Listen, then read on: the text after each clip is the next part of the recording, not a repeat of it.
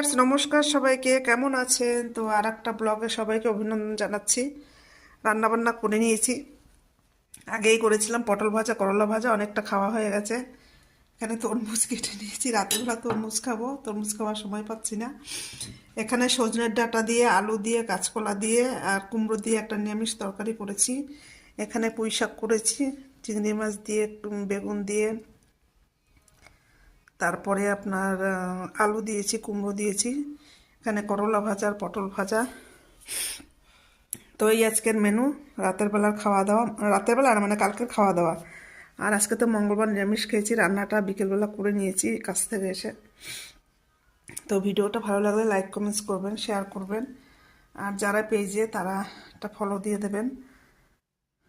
তো সবাই ভালো থাকবেন, আবার দেখা হবে পরের আর একটা ব্লগে। ততক্ষণের জন্য বাই বাই, টাটা। আর প্যারিসে তো সামার এসে গেছে, আগেই বলেছি।